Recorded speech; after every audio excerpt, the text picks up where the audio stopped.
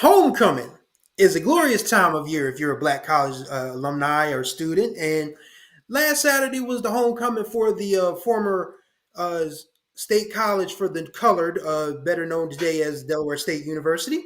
And I went to the game, obviously, to cover the game for HBCU Sports. And in our press box, I was blessed by the presence of South Carolina State's game day crew, which of course includes their SID, their play-by-play man Ernest Robertson, and Mr. Bill Hamilton, who, of course, if you don't know, is one of the deans of Black College SIDs. He's retired now. He's doing color commentary for South Carolina State broadcast, but Hall of Fame SID, Hall of Fame gentleman.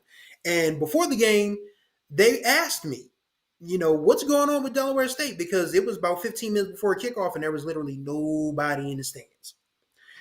We have reached the point in the Delaware State football story that apathy has replaced misery. And when apathy replaces misery, when you stop caring about things, they just wither. And the Delaware State football team's last winning season, as I've alluded to on this program prior, was 2012. With their 35-7 loss to South Carolina State, this means they're 1-6. And when you have an 11-game season with 6 losses, that means that's another losing season. So this is the 11th straight. And what I want to say to the Delaware State people that are going to watch this, because I'm probably going to, share this, and hopefully people will understand that, I'm not, slamming the university or anything, but there has to come a point when you care. I just mentioned that about St. Aug's, where where there's a point in time where you have to care about the things that you allege to hold near and dear to your heart. There were so many people on the yard, and I would just walk through because, I had to get back home and watch the Phillies disappoint me, and they disappointed me before we got on the air today. But I went home, but I walked past campus, walked past the yard, spoke to a couple folks. The yard was packed. More so than the football game. And granted, I'm not going to go into my Eddie George spiel about the parties and the liquor and the wings, because that's not my business. How you enjoy yourself on homecoming is your deal. But when people ask why is the football team bad, you have to be willing to say, okay, show up and care about the team. And again, Lee Hall is a nice gentleman, and I'm not attacking Coach Hall because I've talked to him quite a bit. I don't think that he's at fault here, but I do think that he stepped into a situation that's pretty much unwinnable at this point.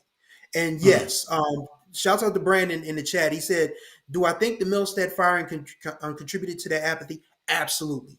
We're talking about Rod Milstead. If you're not familiar, Rod Milstead is a Delaware State favorite son. He was a four-time, all MEAC offensive lineman. He was the starting guard on the Super Bowl 29 winning San Francisco 49ers team that absolutely blew up the San Diego Chargers at Joe Robbie Stadium in 1995. Like, Rod Milstead is, if he's not up there with John Taylor, he's pretty doggone close. And Coach Milstead, again, he didn't have to come from Maryland, where he had a really nice high school coaching career, to try to save the Delaware State football program. And he tried. He really tried. Last year probably would have been their best chance to have a winning season because they were 4-2, but then the COVID bug got everybody, and that was the end of the season. And again, when you fire a favorite son of a university, your next hire has to be your best hire. And again, this is not a slight at Lee Hall. Again, he oversaw the Howard University offense that, averaged 30-something points a game last year, won a share of the MEAC championship. He's a MEAC championship winning coach, because if you're not familiar, he was the head coach of the Morgan State team that won that ridiculous 5-way dance in 2014. So it's not that Coach Hall is a terrible coach. He's not a terrible human being either. He's just stepped into a situation that is terrible. And there's the money issue that I've mentioned before, that we don't have the resources, we don't have the funding. Right now, there's just now a coalition of former Delaware State former football players led by Robert Pressberry, who was a former All-American defensive lineman at Delaware State, that they're finally starting a booster club. Do you know how long some booster clubs around the country, not just from an HBCU perspective, but from a national perspective, booster clubs have been going on for generations, and now Delaware State is finally getting a booster club for football in 2023. Wow. That tells you everything you need to know right there. If we're now just starting to understand that, hey, a 67-year-old football stadium that literally is no better than the football stadium at the high school that's literally down the street from me here in Wilmington, Delaware. If you're starting to now just realize that, okay, maybe you can't compete at an FCS level with 45 to 50 scholarships, you're already, playing behind. You're everyone else is driving a Corvette, and gee, thanks for the fire truck for going by.